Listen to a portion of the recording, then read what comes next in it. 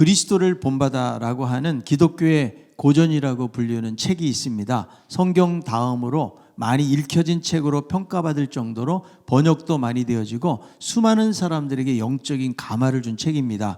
원래 이 책은 15세기 공동 생활 형제단의 수도사였던 토마스 아켄피스라는 사람이 썼는데, 중세 시대가 타락하고 세속화되었을 때에 신입 수도사들을 위해서 그 영성 훈련을 위해서 쓰여진 책입니다. 이 책은 존 웨슬리, 존 뉴턴 등 수많은 영적 거장들의 회심에 큰 영향을 미쳤는데, 이 토마스 아켄피스는 자신은 묵상과 독서 외에는 그 어디에서도 안식을 찾을 수 없다고 하면서 평생 그리스도를 본받기 위해서 그분의 삶을 묵상하며 그분의 발자취를 따르는 삶을 살고자 이 책을 집필하게 된 것입니다. 저도 오래전에 이 책을 묵상하면서 한 문장 한 문장이 그냥 넘어가지 못할 정도로 영적으로 깊은 감동을 주는 그런 메시지들이 얼마나 많은지 몰라요. 그래서 참 주님을 생각하게 해주는 그런 책이구나, 이런 인상을 제가 받았었는데요. 우리가 그리스도인이 된다는 것이 마치 헬스클럽의 회원이 되듯이 교회 회원이 돼가지고 예배에 열심히 참석하고 종교적인 의식이나 봉사에 참여하는 정도를 말하는 것이 아니라는 거예요. 그리스도인이 된다는 것은 예수님께 속한 사람이 되는 것이다. 그러니까 예수님을 마음에 모시고 날마다 그분을 쫓아가고 닮아가는 사람들이 그리스도인이라고 말할 수가 있는 것입니다. 저는 우리가 살아가면서 닮아가야 될 주님이 계시다는 것이 얼마나 감사한지 몰라요. 역사 속에서 가치 있는 삶을 살고 인류에게 감화를 주고 엄청난 감동을 끼쳤던 사람들, 위인들이 많이 있어요. 그러나 우리가 따라야 될 완벽한 모델은 아니라는 거죠.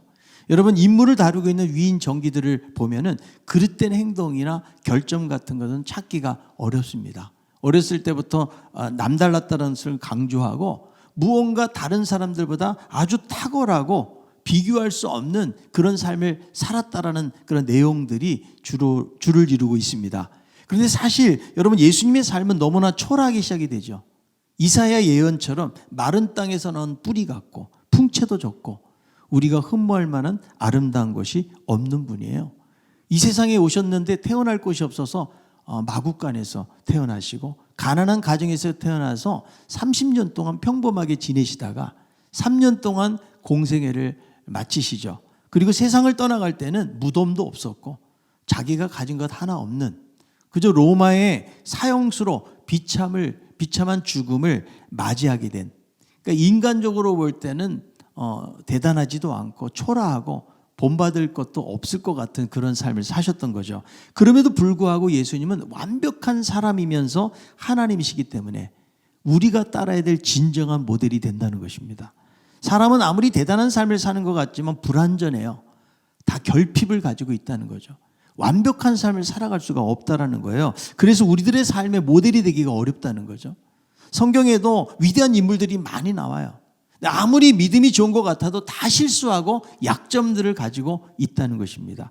아바의 자녀라는 책에 보니까 브레넌 매닝이라는 사람이 그 말씀 중에 보면 자기가 가장 큰 위안을 받는 말씀 중에 한 가지가 무엇인가 하면 그 믿음 좋은 베드로가 바다에 빠지는 모습을 보면서 교회를 세우실 반석이 돌멩이처럼 가라앉는 그 모습이 너무나 즐겁기도 하고 자기에게 위로를 주기도 한다는 거죠. 여러분, 성경에 실수도 없고 완벽한 사람들의 이야기로만 가득 차 있다면 우리들은 좌절할 것입니다. 왜냐하면 우리 모두가 불완전하고 또 여러 가지 실수를 하면서 살아가기 때문에 그런 것입니다. 그래서 여러분, 우리들은 주님의 은혜 없이는 살아갈 수가 없고 살수록 주님의 은혜가 더 필요하다는 사실을 절감하면서 살게 되는 것입니다. 우리들의 진정한 모델은 바로 예수 그리스도, 우리가 평생 주님을 닮아가야 되는 것입니다. 바울이 빌립보 교회에 대한 근본적인 해결책으로 무엇을 제시합니까? 예수님을 거울 삼고 모범을 삼으라. 늘 주님을 마음에 품고 그분을 닮아가는 것만이 빌립보 교회가 하나 되는 해결책이라고 말씀해주고 있습니다. 여기서 이 품으라는 말은 예수님과 같은 생각과 삶의 태도를 지니라는 말이에요. 그래서 NIV 성경에도 보니까 너희 태도는 예수 그리스도의 태도와 같게 하라, 이런 식으로 번역을 한 것을 알 수가 있습니다. 주님과 같은 태도와 마음을 갖는 거예요. 그것만이 갈등과 어려움이 많고 하나 되지 못하는 공동체를 하나 되게 만드는 것입니다. 여러분, 세상에서도 하나 되자는 구호를 많이 하잖아요. 조폭들의 핵심 구호가 뭘까요? 바로 하나됨이에요. 정치인들도 하나 되자고 이야기하고 군인들도 단결을 이야기합니다. 남녀가 만나서 결혼을 할 때도 두 사람이 하나 된다라는 언약을 하는 거죠. 근데 정말 하나가 되는가 하는 것이죠. 여러분, 안 되는 이유가 무엇일까요? 우리가 한번 잘해봅시다. 한번 뭉쳐봅시다. 이렇게 구호도 외쳐보고 약속도 하지만 여러분, 그것이 잘 안 된다는 거예요. 여러분, 부부지간에 둘이 사는데도 막상 하나가 되는 것이 얼마나 힘들다는 것을 우리는 알고 있습니다. 그래서 요즘은 살다가 그냥 뒤늦게라도 갈라지는 부부들이 점점 늘어나고 있는 그런 추세 아닙니까? 왜 그렇게 하나가 안 되는 것일까? 자기가 품는 생각이 다르기 때문이죠. 인간은 누구나 자기중심적인 태도의 삶을 살 수밖에 없다라는 거죠. 그래서 무언가를 할 때도 나에게 유익이 되고 손해가 없을 때 하려고 하죠. 내가 손해보고 내가 희생하고 내가 잘못된다면 그것을 하려고자 하는 사람은 없다라는 거죠. 여러분, 공산주의 하나 된다는 태도가 얼마나 중요합니까? 나라를 위하고 인민을 위하고. 그래서 모두가 차별받지 않고 평등한 사회를 구현하고자 하는 것 자체는 귀한 것이죠. 그런데 생각대로 그런 사회가 도래하지 않았다는 거죠. 왜 그럴까요? 인간의 죄성을 보지 못한 거죠. 이기적인 그 생각들을 몰랐기 때문에 결국은 실패한 공동체가 될 수밖에 없었다는 거예요. 여러분, 교회의 하나됨이라는 것은 우리가 그저 다른 의견을 조금 조율하고 조금 이해해가지고 맞춰가는 정도를 하나됨이라고 성경은 말씀하고 있지 않다라는 거죠. 하나님이 하나이신 것처럼 하나 되어야 된다. 그리고 우리의 몸이 하나로 각기 다른 기능을 가진 지체들이 유기적으로 일치가 되어져서 이루어지는 것처럼 그런 하나됨에 대해서 말씀해주고 있다는 거죠. 여러분, 부부도 하나 되기 어려운데 어떻게 서로 다른 사람들이 모여가지고 생각과 마음이 같을 수 있을까요? 여전히 여러분, 우리들도 자기중심적인 그런 생각을 하면서 살기 때문에 이 교회라는 공동체 안에서도 하나 되지 못하고 때로는 갈등하고 싸우게 될 때가 있다는 거죠. 그래서 우리가 하나됨을 위해서는 우리의 마음의 태도를 하나로 묶어야 돼요. 생각을 일치시키고 태도를 갖게 해야 된다는 거죠. 이렇게 되려면 어떤 마음을 품으라? 주님의 마음을 품으라. 빌립보서 2장 5절에 있는 말씀이죠. 너희 안에 이 마음을 품으라. 곧 그리스도 예수의 마음이니. 그래서 여러분, 지난 시간에 봤던 1절부터 4절까지는 빌립보 교회 성도들이 하나 되기 위한 바람직한 태도, 이미 그들 안에 공동체 안에 그런 네 가지의 태도가 있었다는 거죠. 그래서 온전하게 하나 되고 연합된 삶을 살기 위해서는 어떻게 살라는 거예요? 마음을 같이 해야 된다. 한 마음, 한 뜻을 가져야 된다. 그리고 나보다 다른 사람을 낮게 여기는 그런 겸손한 마음을 가지고 자기 일을 돌아볼 뿐더러 다른 사람들의 일을 돌아볼 때에 진정한 하나됨을 이룰 수가 있다는 거죠. 그러면서 이 모든 부분의 본보기가 누구냐? 그게 오늘 본문 말씀에 나와 있는 거예요. 바로 예수 그리스도라는 거죠. 예수님, 그분이 가셨던 그분의 마음을 그대로 본받는 삶이야말로 교회를 하나 되게 하고 연합과 일치를 가져오게 된다고 말씀하고 있는 거예요. 여러분, 우리가 평생 닮아가야 될 분은 바로 예수 그리스도. 그래서 여러분, 주님의 마음이 우리를 통해서 흘러나오게 해야 돼요. 그분의 마음이 우리의 마음이 되고 그분의 생각이 우리의 생각이 되어지고 그리고 그분의 삶의 태도가 우리의 태도가 된다 그러면 정말 주님이 기뻐하시는 행복한 공동체, 그리고 이 땅에서도 천국을 맛보는 삶을 살아갈 수가 있는 것입니다. 자, 그렇다면 우리가 본받아야 될 예수의 마음은 어떤 마음인가? 오늘 본문을 통해서 살펴보면요, 예수님은 무엇보다도 자기를 비우신 분이라고 그렇게 말씀해주고 있습니다. 우리가 여러분 예수님을 이야기할 때 겸손한 분이라고 말하잖아요. 예수님도 스스로가 나는 겸손하고 온유하니. 그래서 하늘의 영광된 보좌를 버리시고 낮고 천한 이 땅에 오신 분이다 이렇게 말씀하고 있는데, 그런데 겸손이라는 말만 가지고는 다 예수님을 표현할 수가 없는 거예요. 그래서 신학자들은 어떤 말을 사용하는가 하면 자기 비하라는 말을 쓰는 거죠. 자, 빌립보서 2장 6절 7절입니다. 그는 근본 하나님의 본체시나 하나님과 동등됨을 취할 것으로 여기지 아니하시고 오히려 자기를 비워 종의 형체를 가지사 사람들과 같이 되셨고, 그래서 근본 하나님의 본체라는 거죠. 이 본체라는 말은 외형적인 어떤 모습을 말해주는 말인데, 하나님이라는 단어와 함께 사용될 때는 깊은 본질, 인격 등을 뜻하는 말입니다. 그래서 예수 그리스도는 성삼위 하나님의 한 분으로서 영광과 능력과 지위가 동등한 분이시다.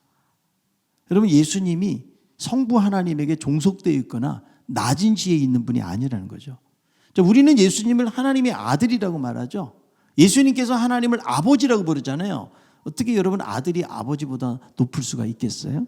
그런데 하나님의 아들이라는 의미는 하나님께 속해 있다라는 의미보다는 하나님이라는 말이에요.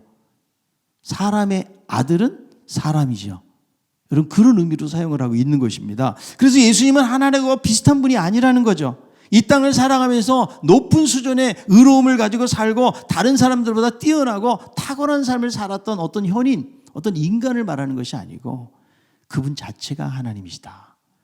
요한복음 1장 1절, 태초에 말씀이 계시니라. 이 말씀이 하나님과 함께 계셨으니 이 말씀 곧 하나님이시니라. 근본 하나님의 본체인데 하나님과 동등됨을 취할 것으로 여기지 아니하셨다. 이 동등된다는 말은 하나님과 동일한 기반 위에 있다. 하나님과 모든 성품이나 기질이나 능력을 그대로 소유하신 분이다. 그런데 동등됨을 취하지 아니하신다고 그랬잖아요. 이 취하다라는 말은 딱 신약 성경에 여기 한번 등장하는 단어인데 이 말은 소유한 것을 통해서 유익을 얻는다는 그런 말이에요.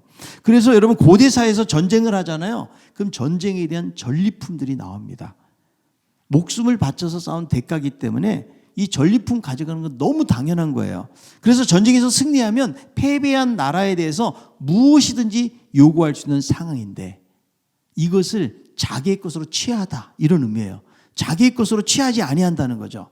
그러니까 여러분 예수님은 하나님하고 동등됨을 취할 것을 여기지 아니하셨다는 것은 충분히 권리가 있으신데 너무 당연한데 자기의 것으로 취하지 아니하셨다. 하나님이 갖는 지위, 영광, 특권을 자기의 것으로 여기지 아니하셨다는 거예요. 자기 자리에서 충분히 권리를 요구할 수 있는 건데 여러분 우리도 내 자리에서 내 권리를 요구할 수 있는 자리에서 권리를 포기한다는 것은 결코 쉬운 일이 아니라는 거죠. 사도 바울을 보면 사도로서 당연히 받아야 될 대가들에 대해서 그는 받지 않았어요. 자비랑 선교를 했거든요. 그래서 밤에는 장막을 입었고 낮에는 선교를 하는데 얼마나 여러분 피곤했겠어요. 그런데 복음적인 이유 때문에 일꾼으로 당연히 받아야 될 권리를 포기하면서 선교를 했다는 거죠. 이것도 대단해죠. 그러나 하나님이 자신의 권리를 포기하신 것하고는 비교할 수가 없다는 거예요. 어떻게 하나님이 자기 자신을 비워낼 수 있을까? 그 비움도 여러분 하나님의 본체가 종의 형체가 되셨다고 말씀해요. 빌립보서 2장 7절. 오히려 자기를 비워 종의 형체를 가지사 사람들과 같이 되셨고 이것이 그리스도의 자기 비하예요.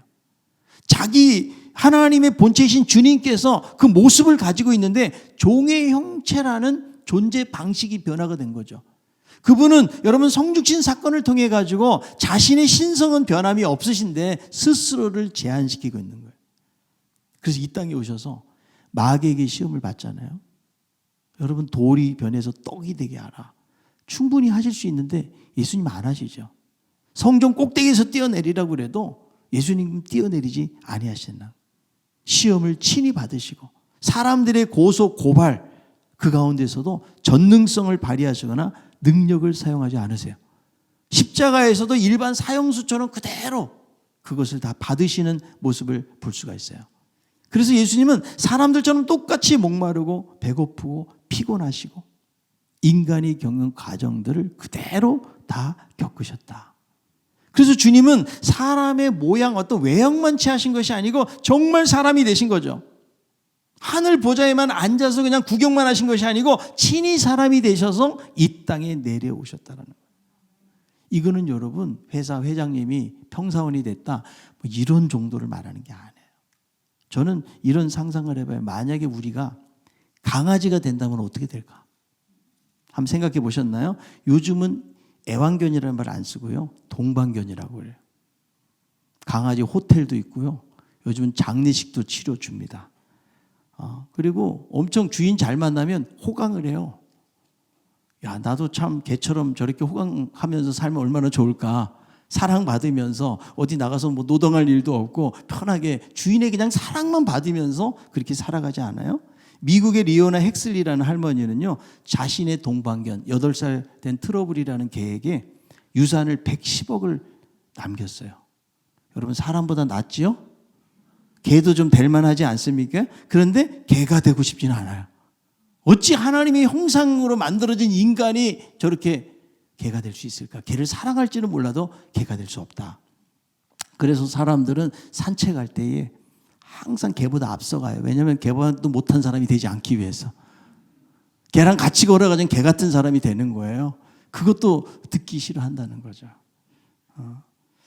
그래서 여러분, 우린 사랑하지만 그렇게 되기는 싫은 거죠. 그러니까 하나님이 하나님 자신의 권리를 완전히 포기하셨다.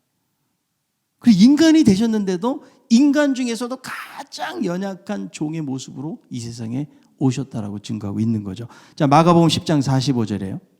인자가 온 것은 섬김을 받으려 함이 아니라 도리어 섬기려 하고 자기 목숨을 많은 사람의 대속물로 주려 함이니라. 그러니까 예수님이 오신 목적 두 가지. 하나는 뭐예요? 섬기기 위해서.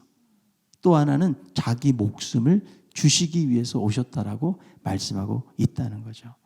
그래서 여러분, 왕 되신 주님을 우리가 섬겨야 되는데 주님이 우리를 친히 섬기신 거예요. 우리가 그 주님을 사랑해야 되는데 죄인된 우리들을 주님이 친히 사랑하셨어요. 우리가 여러분 몸을 낮추고 그분에게 시중을 들어야 되는데 그분이 친히 종의 모습으로 우리에게 찾아오셨다는 거예요. 그래서 예수님의 자기 비하는 우리가 생각하는 겸손 정도가 아니라는 거예요. 약간 뭐 낮추고 낮아지신 것이 아니고 완전히 자기 자신을 비워내신 거죠. 자신을 비우시고 하늘의 존귀와 영광을 벗으시고 누더기 같은 천한 인간을 입으셨다. 그러니까 여러분, 사람들이 기대했던 메시아가 아닌 거예요. 대중들의 찬사를 받고 존경을 받는 그런 메시아, 로마의 압박 속에서 자신들을 해방시켜줄 정치적인 메시아를 기다렸는데 예수님은 이 땅에 고난의 종으로 오셨어요. 사람들의 죄를 짊어지시고 자신의 생명을 내어주시는 그런 종의 모습으로 오셨다는 거예요. 그래서 이스라엘 백성들은 예수님을 영접하지 아니한 거죠. 매튜 헨리는 이렇게 묘사합니다. 그분은 비천한 환경 가운데서 자라셨고 그분의 아버지라고 불리는 사람과 비천한 일을 하셨습니다. 그분의 전생에는 굴욕과 비천함과 가난과 수치의 삶이었습니다. 그분은 머리 둘 곳이 없었고 남의 자손으로 살았고 슬픔에 친숙한 삶이었고 외적으로 내세울 만한 것도 없고 다른 인간들과 뚜렷이 다른 표도 지니지 않았습니다. 이것이 그분의 삶의 낮아짐입니다. 바로 자기 비움이에요. 창조주이시고 전능하신 하나님께서 종의 모습이 되셔서 죄인된 인간을 섬기신 거예요. 여러분, 세상에서는 어떤 스토리가 회자가 되나요? 대부분 어느 날 갑자기 신데렐라가 된 그런 사연들이죠. 아주 가난한 사람인데 어느 날 갑자기 높은 위치로 올라간 거죠. 청소부가 회장이 되기도 하고 알거지인데 나중에 백만장자가 되었다. 보통 사람들은 이런 스토리를 자기 스토리로 만들려고 그래요. 왜냐하면 그래야 낙심하지 않고 현실의 어려움을 한 번의 반전으로 바꿀 수 있다는 가능성, 그 희망을 주기 때문에 그런 거죠. 여러분, 성경에 요셉의 이야기 보면 노예로 팔려가고 감옥에 들어가요.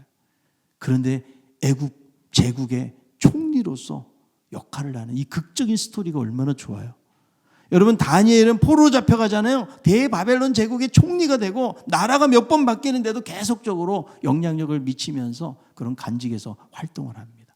시골 목동이었던 다윗이 어느 날 이스라엘의 왕이 되는 이 기적적인 스토리, 얼마나 큰 반전이에요.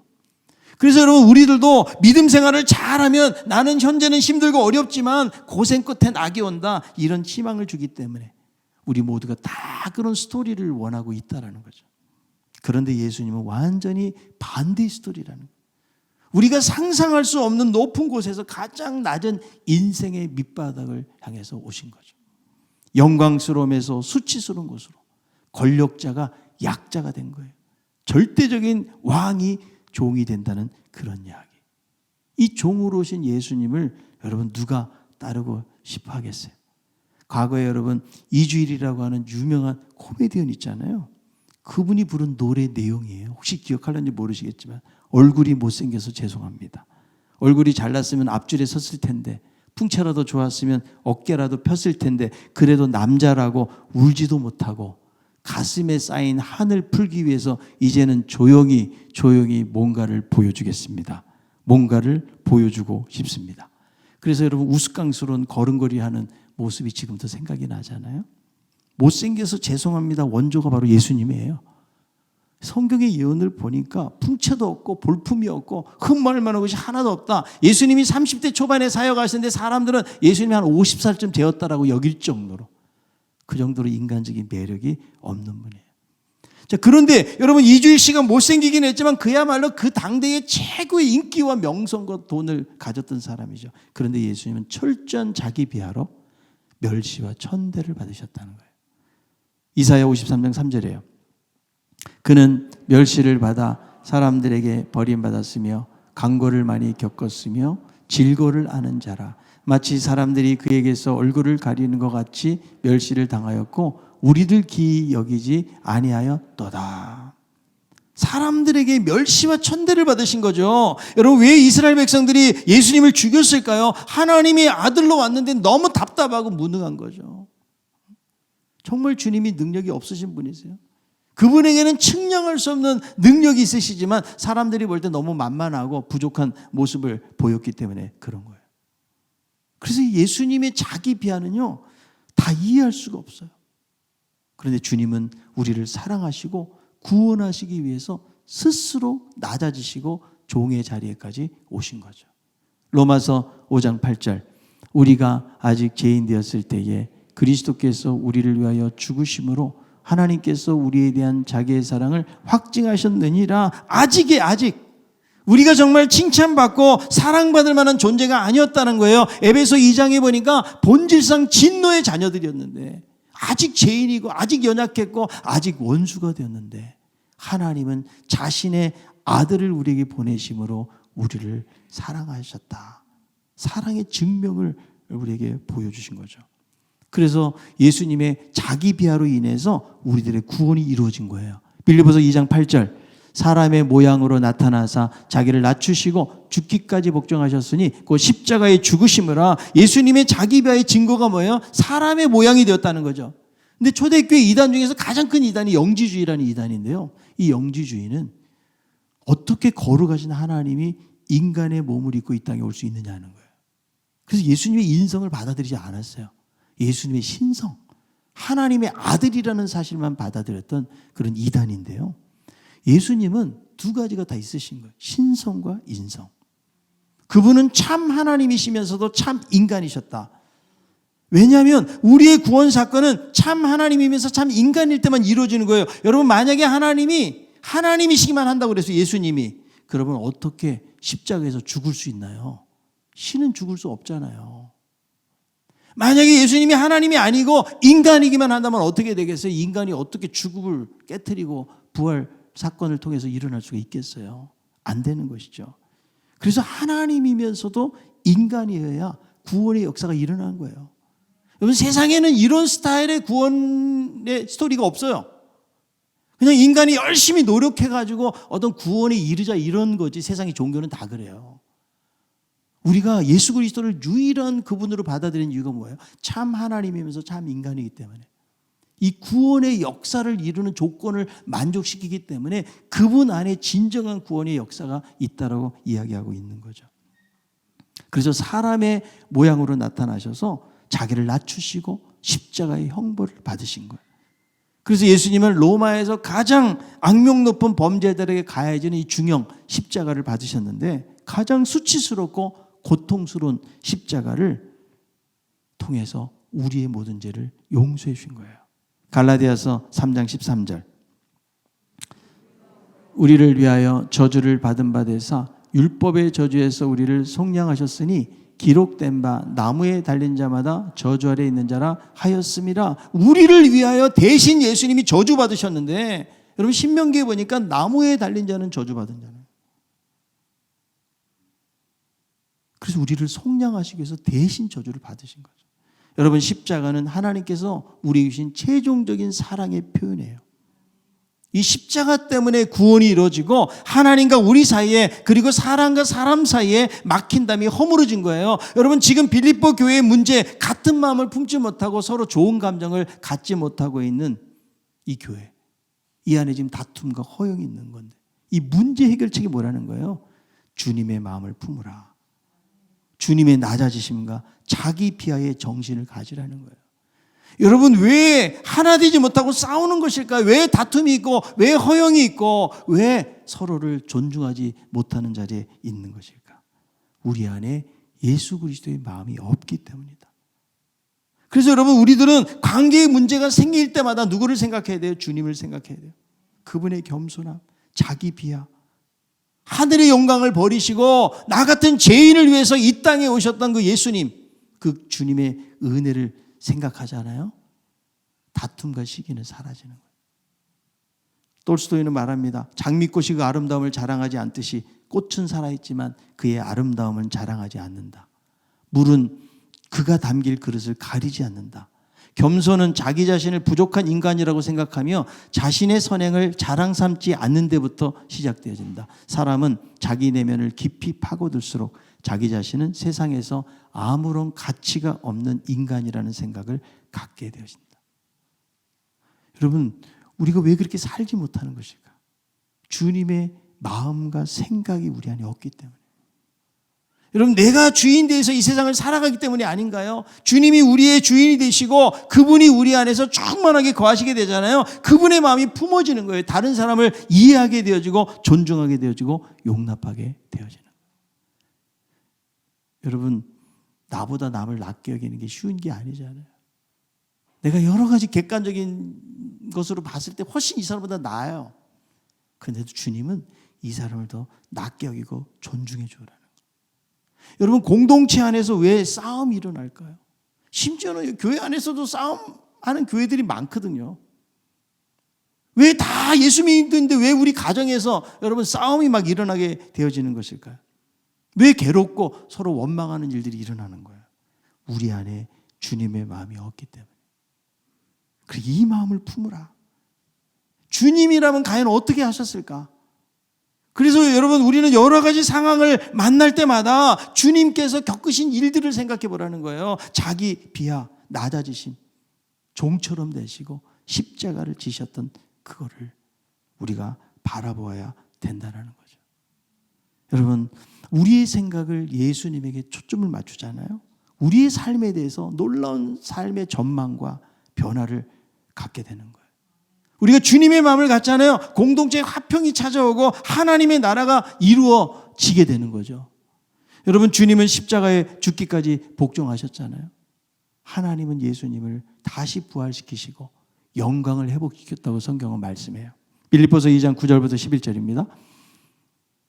이러므로 하나님이 그를 지극히 높여 모든 이름에 뛰어난 이름을 주사 하늘에 있는 자들과 땅에 있는 자들과 땅 아래에 있는 자들로 모든 무릎을 예수의 이름에 꿇게 하시고 모든 입으로 예수 그리스도를 주라 시인하여 하나님 아버지께 영광을 돌리게 하셨느니라. 이 예수를 살리셔서 이제 하늘과 땅의 모든 심판의 권세를 다 주시고 모든 입으로 더불어 하나님께 영광을 돌리게 하는 그런 자리로 다시 세우셨다라고 말씀하고 있거든요.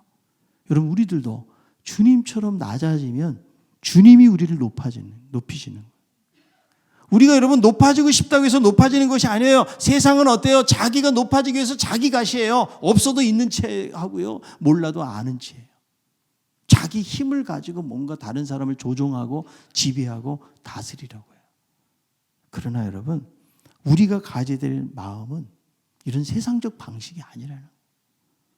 저는 예수님의 마음에 대해서 묵상을 하면서 내가 정말 예수님의 마음을 전할 자격이 있는 것인가? 내 마음 속에도 주님의 마음 너무 멀어진 것이 아닌가? 그분의 희생, 그분의 손해봄, 자기를 비워내는 것, 그분의 긍휼, 다른 사람을 용납하고 이해하고 받아들이는 마음, 이런 마음들이 어느덧 멀어지고 세상의 어떤 방식 가운데서 적당하게 손해보면서 그렇게 살고자 하는 그런 마음들을 보게 되는 거죠. 우리의 마음이, 우리의 목적이 어디 있나? 우리가 주님을 평생 닮아가는 것이 우리의 상급이에요. 아멘? 여러분, 세상에서 우리가 성공적인 삶을 살고 대단한 성취를 이루는 거, 그게 중요하게 여길 수도 있지만, 그러나 주님의 관심은 거기에 있는 것이 아닌 거죠. 내가 어떤 자리에 있든지 간에 정말 주님의 마음과 태도를 가지고 다른 사람들을 대하고 섬기고 사랑하면서 나아갈 때, 거기에 여러분 화평한 공동체가 생겨나는 것 아니겠어요? 예수님은 세상에서 가진 것 있는 분이 아니었잖아요. 그러나 그분은 정말 인간적으로 볼 때는 매력도 없고 너무나 초라하게 보이는 분이지만, 그러나 감히 넘보지 못하는 영적 권위가 예수님에게 있었거든요. 우리는 낮아지면 다른 사람들이 나를 깔본다라고 여기는 거죠. 어느덧 우리의 마음이 너무 높아져 있고 세상을 향해 가 있어요. 내가 예수님을 따르는 사람으로 내가 정말 오늘도 내가 말하고 내가 생각하고 내가 살아가야 될 삶의 방향들이 정말 주님이 가셨던 그 길이라는 사실을 우리들은 잊고 살아갈 때가 얼마나 많이 있나요? 여러분, 우리의 자녀들에게 무엇을 남기겠어요? 여러분, 대단한 유산을 준비하고 계십니까? 결국 그 유산은 자녀들의 삶을 변화시킬 수가 없어요. 우리가 그토록 한평생 내가 사랑했던 그 주님을 따라가는 삶의 모습을 그들에게 남겨야 되지 않을까요? 지난주에 우리 노예에 있는 목사님 한 분이 심장마비로 돌아가셨어요. 그 장례 치르는데 너무 허망한 거예요. 그냥 3일 만에 하니까 갑자기 심장마비로 가셔가지고 가족들도 준비하지 못하고 그렇게 돌아가셨는데, 참 삶이 너무 허망하고, 그리고 갈수록 느끼는 거, 시간이 너무 빨리 가. 어느덧 나도 이제 인생의 항온길을 향해서 가고 있는데 이제 하나님 만날 날이 이제 얼마 남지 않았다는 생각을 하게 되면서, 여러분, 사람이 죽고 나면 그 사람에 대해 어떤 평가예요? 저 사람이 얼마나 많은 소유를 가지고 세상에서 누렸느냐, 이거 가지고 사람들은 대단하다고 하지 않아요. 정말 예수의 마음을 가지고 어떤 삶의 영향력을 끼치면서 살아갔을까? 비록 그분이 가진 것은 없고 대단하게 자랑할 만한 건 아무것도 없다고 할지라도, 그러나 그분의 심성이 정말 자기를 비워내고 주님을 따르고 내가 뭔가 손해보려고 하고 희생하고 수고하고 다른 사람들을 섬기기 위해서 그런 아름다운 삶의 모델을 보여주는 분들이 여러분 우리 안에 있다고요. 여러분, 홀만 그리스도인이 되어서는 안 되지 않을까? 이름만 목사고 이름만 집사고 이름만 장로고 권사고, 여러분 그 이름으로 우리는 가는 것이 아니고 정말 우리의 내면이 주님을 사랑할 뿐만 아니라 그 그리스도의 마음과 생각이 우리 안에 품어져서 내가 세상을 섬기고 이웃을 섬기고 교회를 섬기고, 여러분 이런 마음으로 주님을 따라가야 되지 않을까요?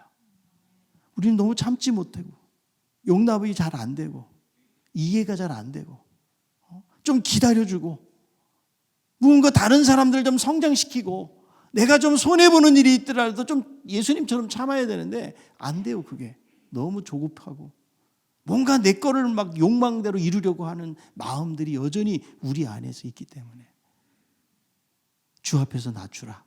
주님의 자기 비우심을 바라보면서 주여 나도 더 낮아지길 원합니다. 여러분, 은혜는 높은 데 없다고 그랬잖아요. 은혜는 낮은 곳에 있고 낮은 곳에 거할 때만이 주님을 만날 수가 있는 거예요.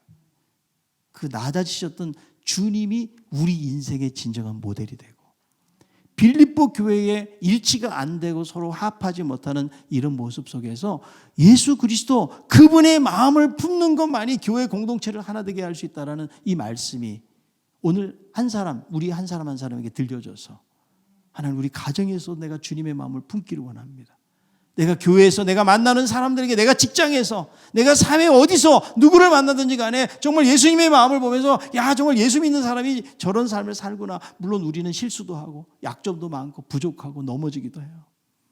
그러나 다시금 주여 내가 정말 주님처럼 좀 살기를 원합니다. 여러분 이런 결단과 기도를 가지고 주님 앞에 나아가서 정말 주님 닮은 사람들이 많아져요. 우리 신강교회는. 아멘.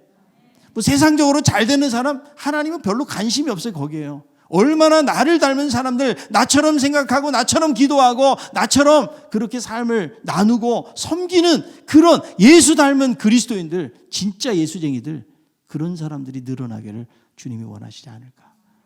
그런 주님의 마음을 품고 주님을 따라갈 수 있는 저와 여러분들 다 될 수 있기를 바랍니다.